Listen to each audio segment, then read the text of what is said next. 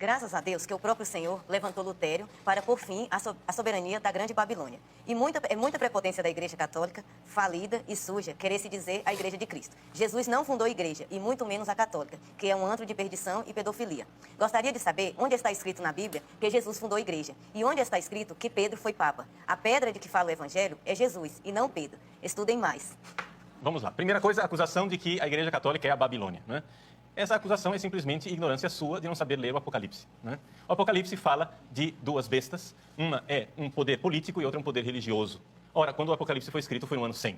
Quem era o poder político e o poder religioso que estava matando cristãos? Era claramente o Império Romano e a religião de culto ao imperador, porque era exatamente por isso que os cristãos estavam indo para as arenas dos leões para serem mortos, porque se recusavam a entregar a Bíblia aos perseguidores, se recusavam a oferecer o culto ao imperador, etc. Então, foi aí, então, que surgiu o cristianismo. Agora, o senhor me explique como é que essa Bíblia que o senhor carrega debaixo do braço existe sem os bispos da Igreja Católica. Esse é o problema. Por quê? Porque esse pessoal protestante acha que a Bíblia caiu do céu de paraquedas com zíper e tudo. A Bíblia, hoje nós temos um volume bonitinho, né? Você que tem uma igreja que surgiu a partir da imprensa, é fácil carregar a Bíblia debaixo do braço, porque você nasceu quando já tinha imprensa. A Igreja Católica teve que viver durante 1.500 anos, onde a Bíblia não era um livrinho assim, era uma biblioteca imensa que ninguém podia ter em casa, porque tinha que ser copiada palavra por palavra, né? E nós sobrevivemos 1.500 anos, graças a Deus, à tradição, né, da palavra de Deus que foi transmitida. Porque quem foi que disse que, por exemplo, não vamos nem entrar no rolo dos livros do Antigo Testamento. Vamos entrar nos 27 livros do Novo Testamento, que é igual, na minha Bíblia e na sua, seu doutor protestante. Nós temos 27 livros iguais. Esses 27 livros foram colocados ali magicamente. Vai estudar a história da igreja e entender que foram 3 séculos de briga.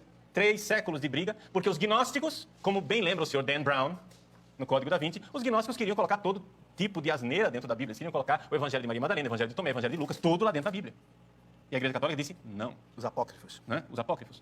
Já Marcião, que era um outro herege, queria tirar tudo, né? Queria jogar no lixo o Antigo Testamento, queria jogar no lixo todos os evangelhos, exceto o de Lucas. Queria jogar no lixo todas as cartas, exceto algumas cartas paulinas. Houve 3 séculos de briga. Se não fossem os bispos da Igreja Católica, de que jeito que o senhor tinha esses 27 livros aí debaixo do seu braço? É fácil acusar a Igreja de Babilônia, é fácil cuspir no prato que você comeu. Nós guardamos a Bíblia durante 1.500 anos para o senhor agora deturpá-la e interpretá-la de forma errada. Se o senhor tem Bíblia, o senhor deve ir à Igreja Católica.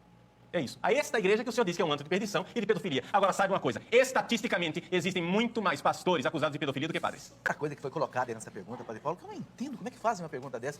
Onde está na Bíblia que Jesus fundou a igreja? Meu Deus, Mateus 16, 17, 18. Sobre ti, Pedro, edificarei a minha igreja. A minha, um pronome pessoal.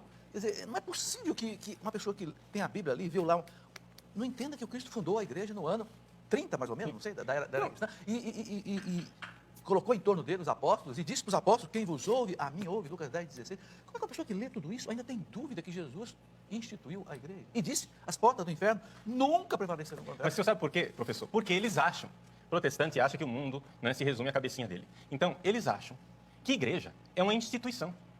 Ou seja, ele quer que a igreja, Jesus tenha fundado a igreja, que Jesus tenha ido lá no cartório e registrou o CNPJ da igreja, né, e pronto, agora tem igreja. Mas igreja não é isso, meu filho. A igreja ela é muito mais invisível do que visível. Igreja é o corpo de Cristo. Igreja é aquilo que está lá no céu. Igreja são os santos, igreja são os anjos, as pessoas que já estão salvas. Igreja são as pessoas que estão no purgatório. Igreja são as pessoas que estão aqui na terra. Igreja é muito mais invisível do que visível. João Paulo II dizia que mais do que uma instituição é um mistério. É um mistério. Nós precisamos crer na igreja, porque se você não crer na igreja, você não terá a Bíblia. No meu site tem uma palestra. Eu convido o senhor a ir lá no meu site, padrepauloricardo.org. O senhor vai lá e procura uma palestra. Não há Bíblia sem igreja. Procure essa palestra e o senhor vai aprender bastante. Tem uma discriminação muito grande com os homossexuais. Nós, católicos, dizemos que a santidade é somente para aqueles que não são homossexuais. Então eu tenho aqui o relacionamento de um homem e de uma mulher, os dois estão na família, eles têm filhos, eles podem ser santos.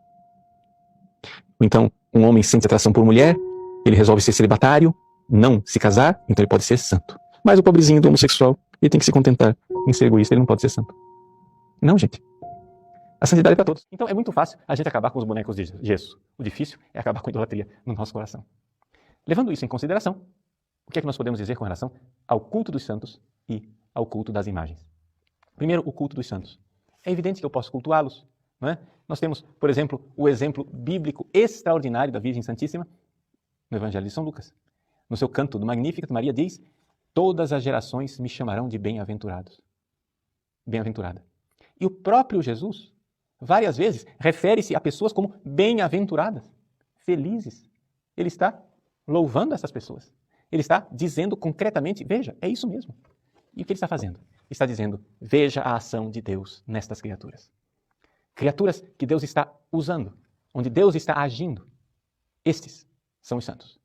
Quando nós católicos veneramos um santo, nós estamos dizendo o seguinte, vejam como Deus é grandioso, usando seres humanos. Deus é capaz de usar a frágil criatura humana para realizar a sua obra. Agora, quando eu tenho uma imagem, quando eu tenho um ícone produzido por uma humana que me recorda esta criatura, aqui eu tenho a mesma coisa de uma bela paisagem que eu fotografei. Se você vai, passeia na natureza bonita, nós aqui em Cuiabá, por exemplo, podemos passear na Chapada dos Guimarães, a gente vê a beleza da criação, acha aquilo lindo. Você pode ter uma atitude pagã e começar a venerar aquilo como Deus, né? As forças cósmicas, o Deus que está ali na natureza, etc, etc. Isso será paganismo, idolatria. Ou você pode ver a beleza daquela natureza e louvar a Deus. Isso então é um ícone. Agora, se você vai e tira uma foto para se recordar daquele momento de louvor intenso que você teve lá na Chapada dos Guimarães, e todas as vezes que você vê aquela foto, você vê a beleza da criação e louva a Deus por isso. Isto é um ídolo? Não. É uma janela que te conduz para Deus. A mesma coisa quando eu tenho uma imagem de um santo, quando eu recordo a grandeza desse filho de Deus, dessa filha de Deus, que Deus utilizou de forma extraordinária no heroísmo, no martírio, se entregando por amor a Cristo. Pois bem, ali eu posso e devo glorificar a Deus através dessas criaturas. Portanto, você pode sim venerar imagens. E venerar imagens, vamos ser bem concreto. Você pode se ajoelhar diante de imagens, você pode falar com os santos diante da imagem, você pode beijar as imagens, acender velas diante delas, colocar flores diante das imagens. Por quê? Porque o segundo concílio de Nicéia nos diz que o culto que é prestado à imagem não se dirige à imagem, mas se dirige ao protótipo, ou seja, àquele que está lá no céu.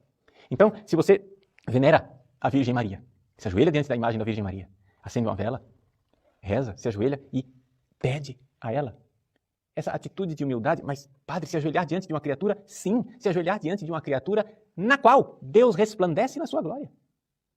Sim, eu posso e devo fazer isso para reconhecer a glória de Deus naquilo que Ele criou. Eu posso me ajoelhar diante de uma imagem sabendo que eu estou me ajoelhando diante da Virgem Maria, que está junto de Deus no céu. Uma pessoa me perguntou na internet, ô padre, eu sou evangélica, eu estou errada? Eu disse, tá, claro que tá. Por que eu estou errada? Porque você não está na igreja que Jesus fundou. Não precisa eu lhe explicar, não. Para que eu vou te convencer? Jesus fundou uma igreja, e essa igreja não é a sua. Quem foi que fundou a sua igreja? Foi um pastor. Então como é que eu vou dizer que uma igreja fundada pelos homens é a certa? É errada. E você corre o risco de ir para o inferno. Cuidado. Mas a gente tem que ter coragem de falar a verdade para as pessoas. Tem que ter coragem de dizer, meu filho, você está no caminho errado. É perigoso estar no caminho errado. Eu posso me perder estando no caminho errado. Nas seitas protestantes, não tem a verdade completa do evangelho. Se a gente, com toda a verdade, a gente ainda peca, imagine se não tiver. Não tem um sacramento, o que é que lá não tem? Lá não tem Eucaristia. E se não tem Eucaristia, não tem Jesus, porque Jesus é Eucaristia, Jesus está aqui no sagrado. Lá não tem a confissão. Uma pessoa me disse que rezar o terço era proibido porque se tratava de vãs repetições. Então eu fui investigar o significado dessa expressão e descobri, antes de tudo, que ela não significa. Primeiramente, não significa uma proibição de se fazer orações prontas, pois, se fosse assim, não poderíamos nem rezar os salmos. Vãs repetições também não significam que não podemos repetir as mesmas orações, pois lemos em Mateus 26:44 que Jesus orou pela terceira vez, dizendo as mesmas palavras. Por fim, ela nem ao menos significa que não podemos fazer orações repetitivas, pois temos, por exemplo, o Salmo 135, onde a expressão, pois a sua misericórdia dura para sempre, é repetida dezenas de vezes. O fato é que Jesus disse para não tagarelarmos como fazem os pagãos. E aqui está a chave. Não devemos fazer orações dissociadas da nossa condição de filhos, alheios a um relacionamento com Deus. E se você se sente capaz de sondar o coração do seu irmão e afirmar que a oração dele é uma vã repetição, você está tentando assumir o papel do Espírito Santo. Voltando, um católico deve ser católico de corpo inteiro. Quando um católico se coloca acima da igreja para julgá-la, já deixou de ser católico. E quando um católico diz, eu vou pegar a Bíblia para ver o que a igreja está dizendo, ele também já virou protestante. Aqui está o erro dos protestantes. Colocam a Bíblia acima da igreja. Isso é bobagem pura, porque a Bíblia nasceu na igreja. A Bíblia é a expressão da fé da igreja. Santo Agostinho dizia, eu creio nas Escrituras porque a igreja me diz para crer nelas. Então a Bíblia é o livro da igreja. Então é tirar da cabeça essas ideias tortas e ser católico de verdade. Um bom estudo do catecismo e uma boa dose de humildade resolve essas coisas.